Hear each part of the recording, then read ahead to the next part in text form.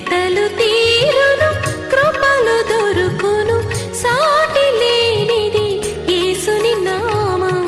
యేసునామమే మధురం, మదిలో తలచిన ధన్యం. యేసునామమే మధురం. ప్రభువునందు ప్రియ దేవుని బిడ్డలారా, నేటి వాక్య ధ్యానము కొరకు సహకారం ఇచ్చిన కుటుంబము కామవరపుకోట పాతూరు గ్రామ నివాసితులు.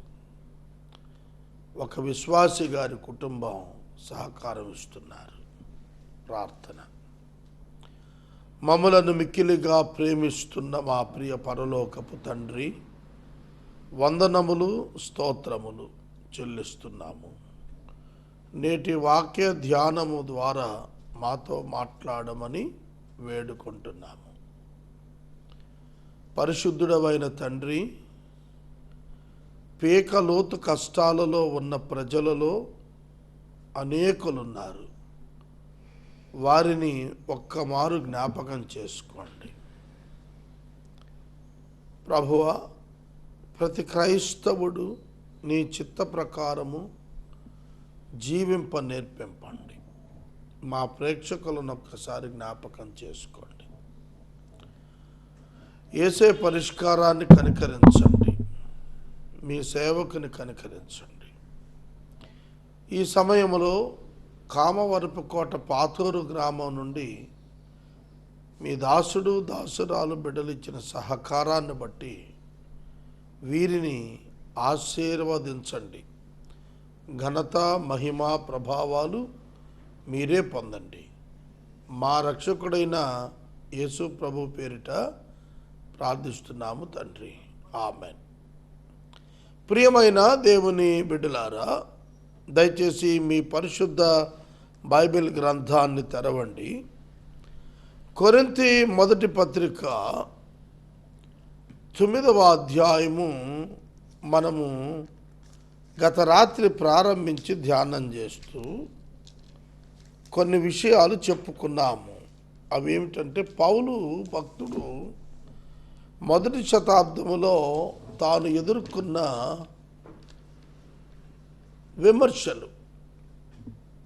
విమర్శలు పాత నిబంధన గ్రంథంలో యాజకులు, లేవీయులు వారు దశమ భాగాలు, అర్పణలు, కృతజ్ఞత అర్పణలు, దేవుని పేరిట చెల్లింపులు అన్నీ తీసుకునేవారు. పౌలు బెన్యామీను గోత్రికుడు. పౌలు ఎలా తీసుకోగలుగుతాడు? ఇది పెద్ద విమర్శ. ఆ తరువాత యేసుక్రీస్తు ప్రభువు యొక్క శిష్యులుగా apostles approved by the society on the day. ఆ దినాన అపోస్తలులు సమాజం చేత అంగీకరించబడిన వారు. పౌలు కడమ అపోస్తలు. యేసుతో 3.5 సంవత్సరాలు ఉన్నవాడు కాడు కదా. అందుకే పౌలు, బర్నబా వీళ్ళంతా కూడా విమర్శలు ఎదుర్కొన్నారు. ఆ నేపథ్యంలో పౌలు తన అధికారం దేవుని వల్ల కలిగింది అనేటువంటి ఒక విశేషతను తెలియచేస్తూ, దేవుని యొక్క సేవకుడినైన నన్ను విమర్శించే వారికి నేను చెబుతున్న సమాధానం ఏమిటంటే, నాకు కూడా అపోస్తలులకు వలె అధికారం ఉన్నది. నాకు కూడా అపోస్టల్స్ యొక్క అథారిటీ ఉన్నది. It was given directly by Jesus himself. అది చెప్పుకొచ్చాడు. తర్వాత తాను వాస్తవంగా పరిచర్య మీద వచ్చే కానుకతో బ్రతక ఇష్టం లేక పని చేసుకున్నాడు. అయితే కొన్ని పర్యాయాలు అతని యొక్క ప్రయాణాలకు వాటికి ప్రజల సొమ్ము తీసుకున్నాడు. ఆ నేపథ్యంలో ఈ వాక్యాలు ప్రాధాన్యత సంతరించుకున్నాయన్నమాట. మందను కాసి మందపాలు త్రాగనివాడు ఎవడు? మంద మేపుతున్నవాడు మందపాలు తాగితే ఎవరు అడగరు. ఎందుకంటే కాపలావాడు, మందను కాస్తున్నవాడు. కనుక నూర్చుచు ఉన్న ఎద్దు మూతికి ఎవడు చిక్క ఉంచడు. ఎంత తింటుంది? అది నూర్చుతోంది. నూర్చుతున్నప్పుడు దానికి తినే హక్కు ఉంది. తర్వాత లోకాచారాన్ని బట్టి కాదు కదా ఈ మాట చెప్పింది. ఈ మాట చెప్పింది ఎందుకంటే లోకాచారాన్ని బట్టి కాదు. వాక్యం కూడా ఇలా చెబుతోంది, ధర్మశాస్త్రం కూడా ఇలా చెబుతోంది. దేవుడు ఎడ్ల కొరకు విచారిస్తున్నాడా? కాదు, మనుషుల కొరకే. పనివాడు జీతానికి పాత్రుడు, పనివాడు జీతమునకు పాత్రుడు, పనివాడు భోజనానికి పాత్రుడు.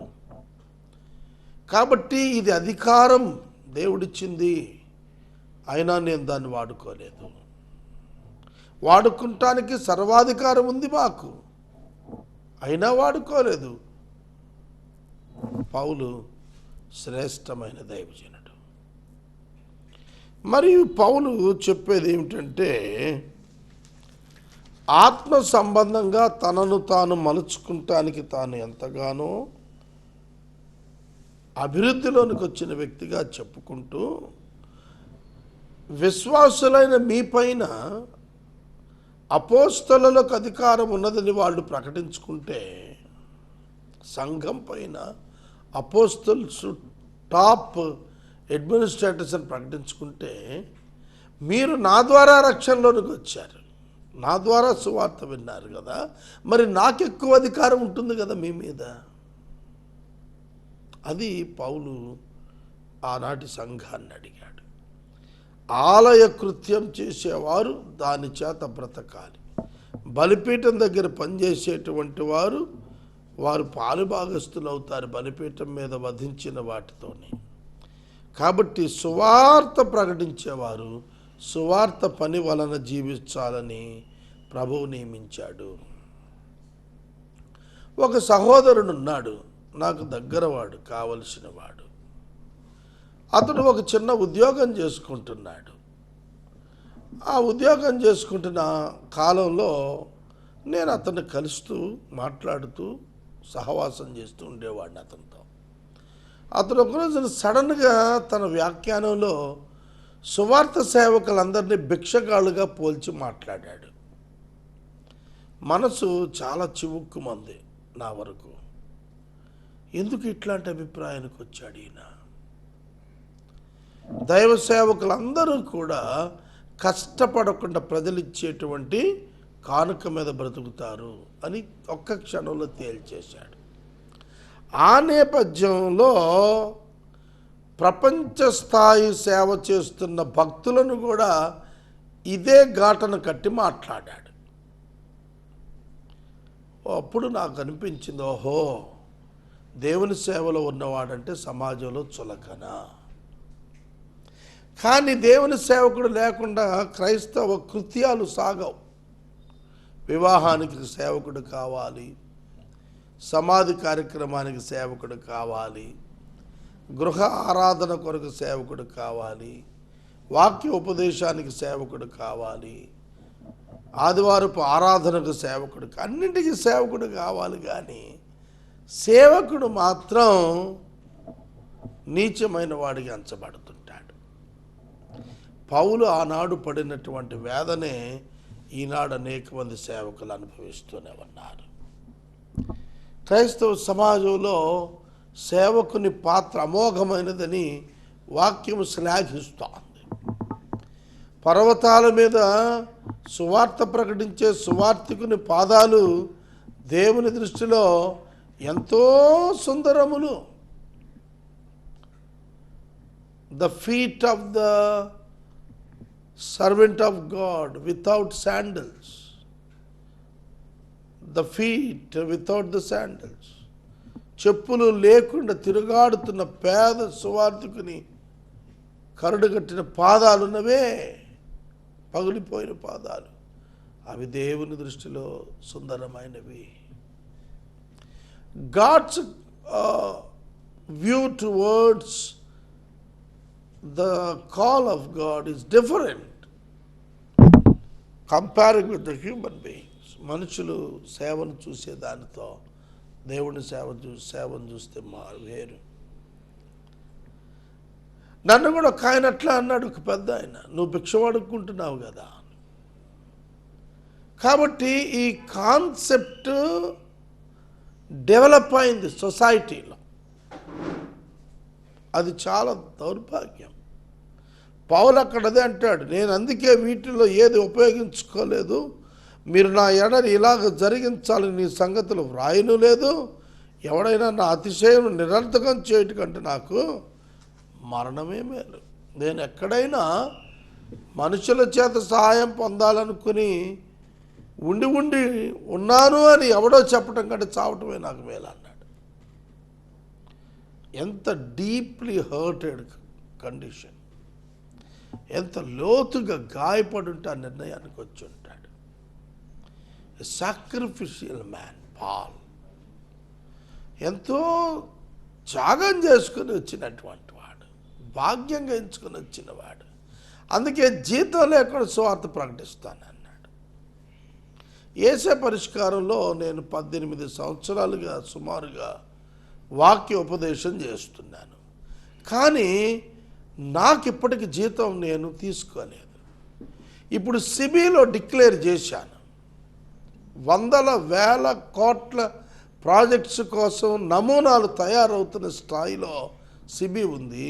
నేను డిక్లేర్ చేశాను, as a president of the CB or the office of the president, I will not take any salary or remuneration until my death.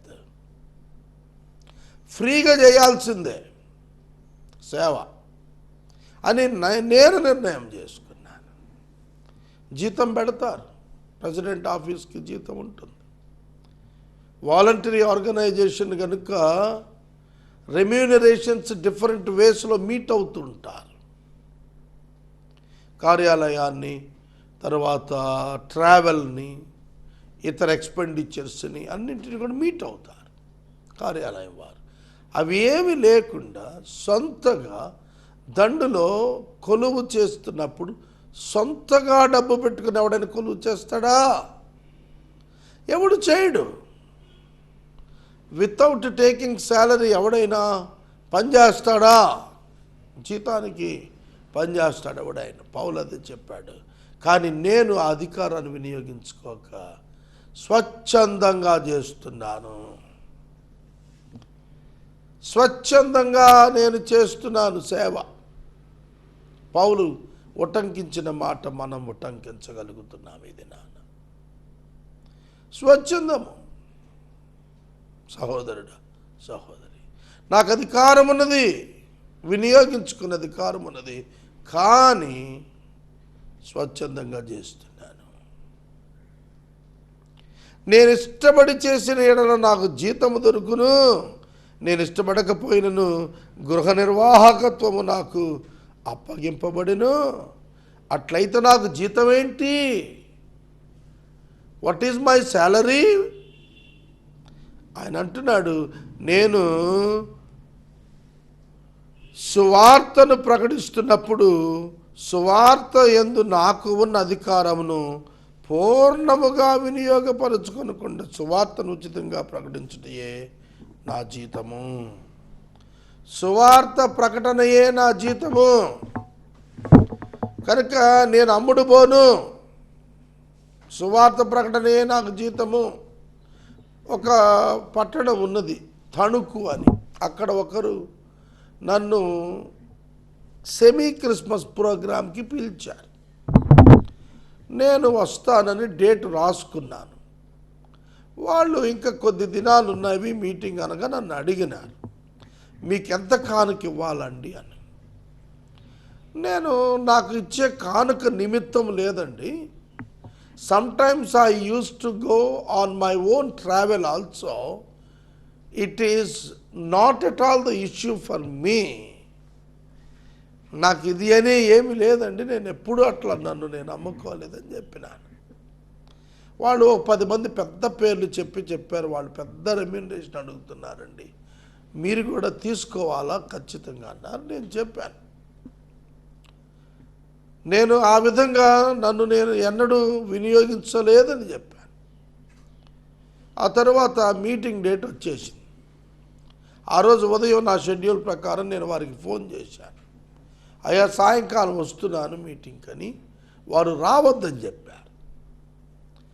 నేను అడిగాను, అరే నేను ఉచితంగా వస్తానని చెప్పాను కదా, నా ఖర్చుతో వస్తానన్నాను కదా, నా భోజనము నా నీరు నేను తెచ్చుకుంటా అన్నారు కదా, ఎందుకు నన్ను రావద్దన్నారంటే ఆయన చెప్పిన ఆన్సర్ ఏమిటంటే అందుకే రావద్దన్నా, అందుకే రావద్దన్నా.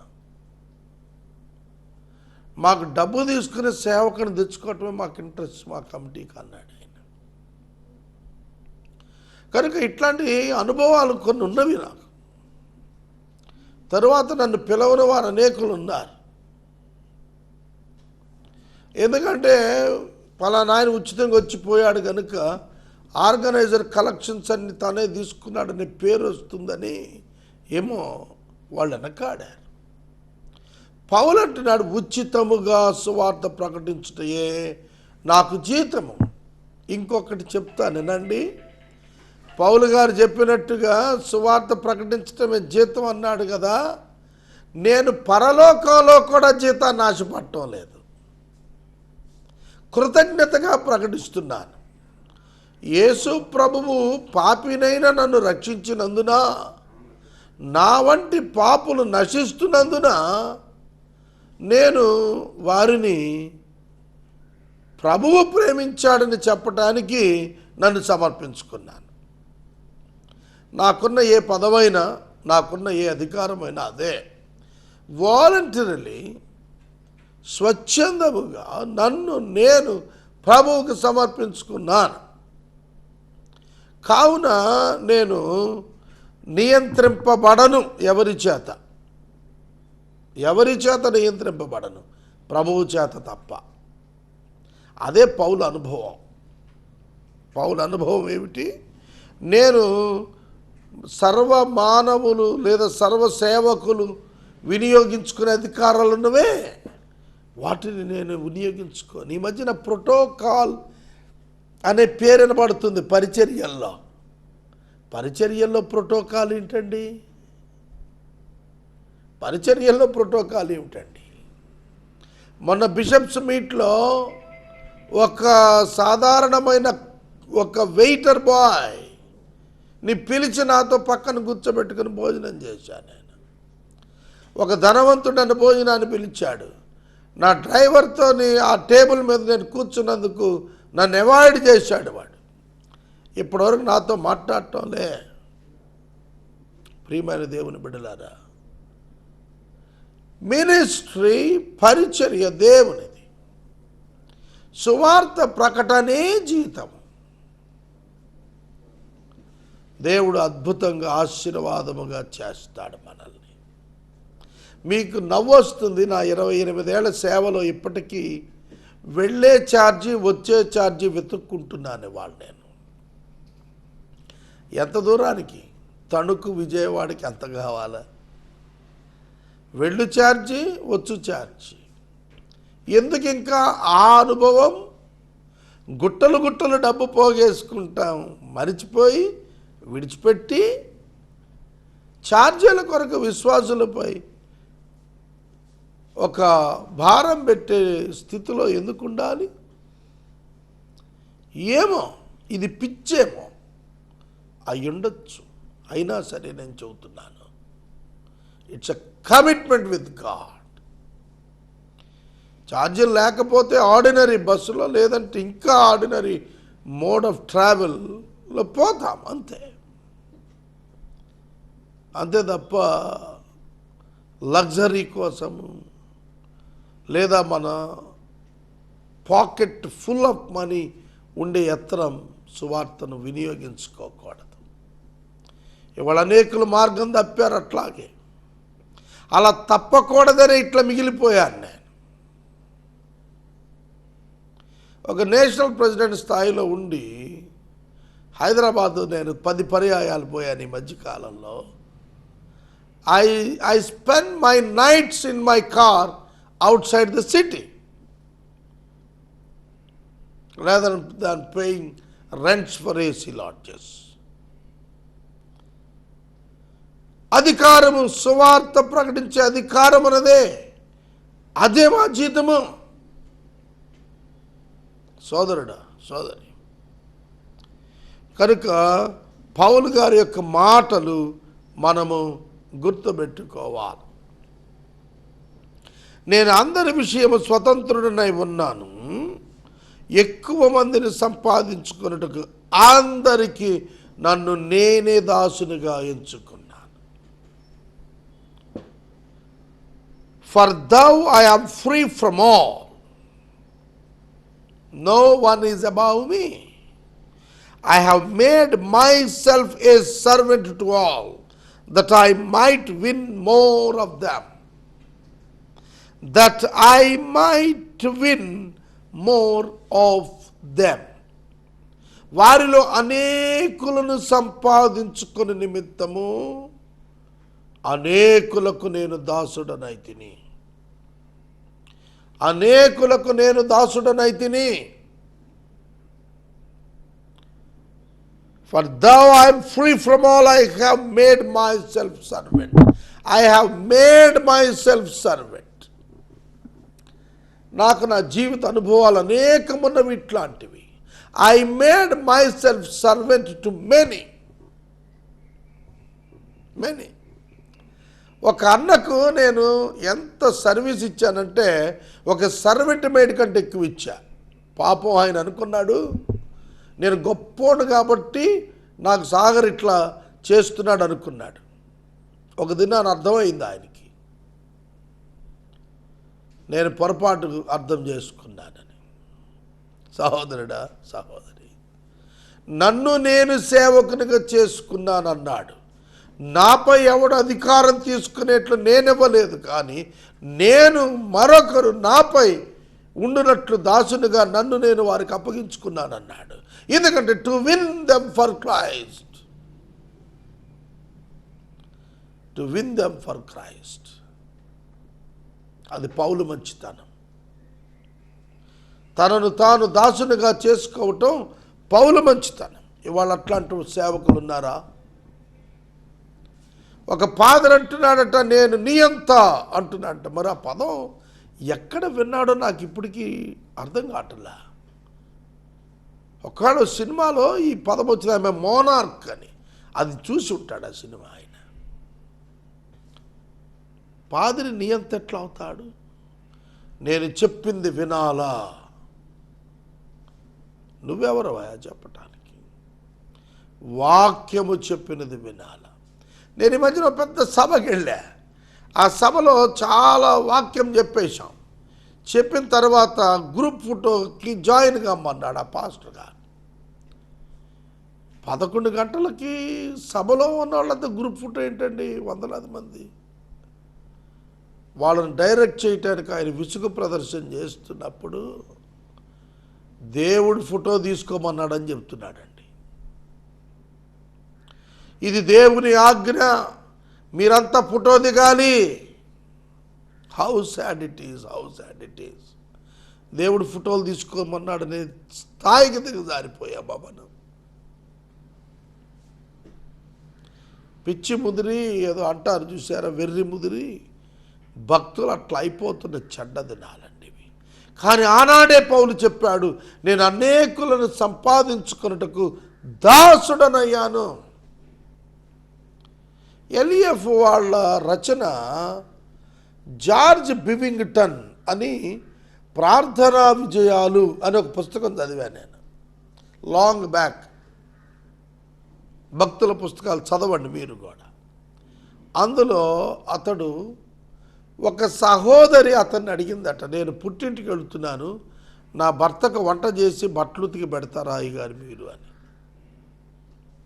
అరే నేను ఇంత పెద్ద భక్తుడిని, నేను ప్రార్థనలో ఉంటే ఏకార్న ఫ్రూట్ ఉడతలు తెచ్చిపెట్టే అంత భక్తుడిని నేను, నన్ను పట్టుకొని వంట చేసి బట్టలు ఉతికి పెట్టమంది ఏమిటి ఈ సహోదరి?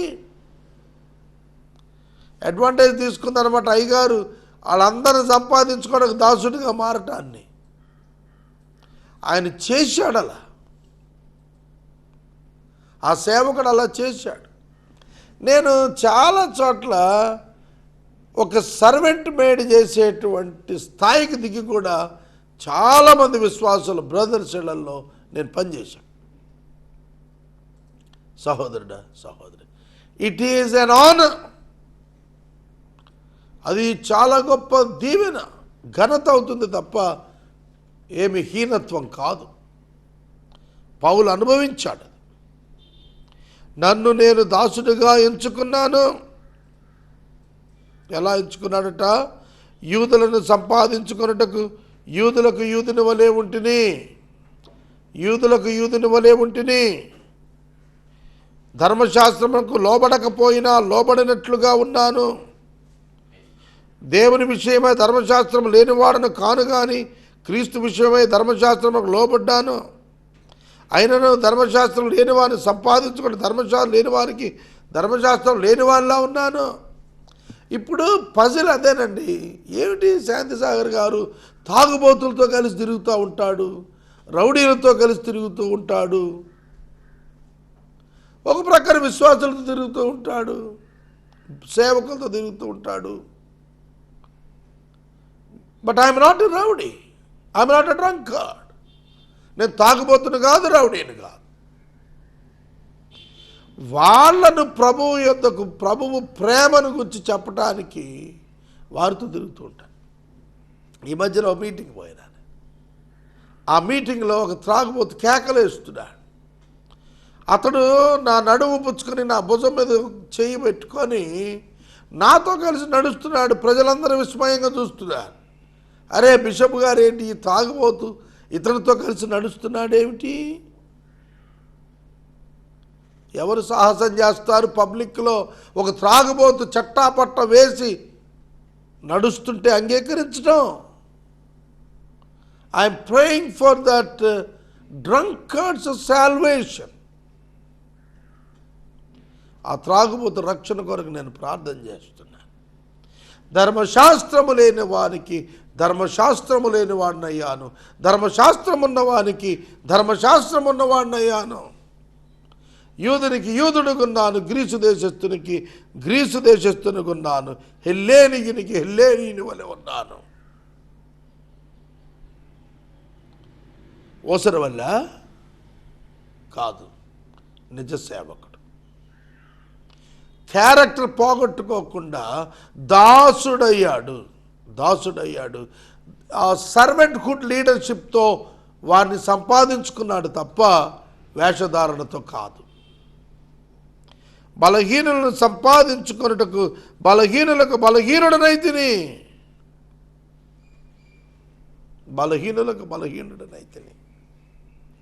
ఒక దినాన నేను బరేల్ గ్రౌండ్లో పనిచేస్తున్నాను. అక్కడ పనిచేసేవాళ్ళు సాధారణంగా అందరూ తాగుతారు.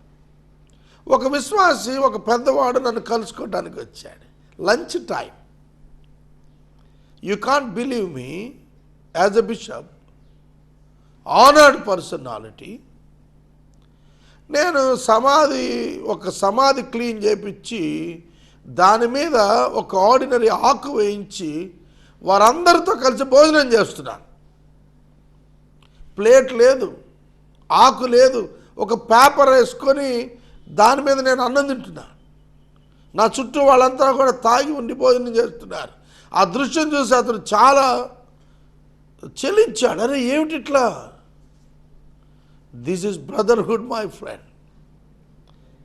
వారితో కలిసి మమేకమై వారిని ప్రభువు కొరకు ఆహ్వానించడానికి ఇవాళ ఒక్కొక్కరు సువార్త వైపు తిరగటానికి అనుకూల పరిస్థితులు ప్రభు ఇస్తున్నారు వారికి. వారిలో ఒక అతను ఇప్పుడు ప్రభువులోకి రావడానికి సిద్ధంగా ఉన్నాడు. ప్రియమైన దేవుని బిడ్డలారా, దేవుని వాక్యం చెప్తున్నది, నేను సువార్తలో వారితో పాల్గొనటకై దాని కొరకే సమస్తం చేస్తున్నాను. I'm doing everything for ministry and for gospel. CB అయినా, బిగ్ అసోసియేషన్ అయినా, ఏసు పరిష్కారం అయినా, లయన్స్ క్లబ్ అయినా, any leadership for the sake of evangelism. ఎవరికి అర్థమైనా అవ్వకపోయినా నా attitude is only for the evangelism. సహోదరుడు, సహోదరి, పౌలు ఏ పని చేసినా సువార్థీకరణ కొరకే. ప్రార్థన. మమ్మల్ని మిక్కిలిగా ప్రేమిస్తున్న తండ్రి వందనాలు. ప్రాతూరు గ్రామ నివాసితులు ఇచ్చిన సహకారమును బట్టి వారిని దీవించము. యేసు నామమున అడుగుచున్నాము, ఆమెన్. తండ్రి అయిన దేవుని ప్రేమ, కుమారుని యేసయ్య కృప, పరిశుద్ధాత్మ దేవుని అన్యోన్య సహవాసము సదా మనకు తోడైనను గాక, ఆమెన్.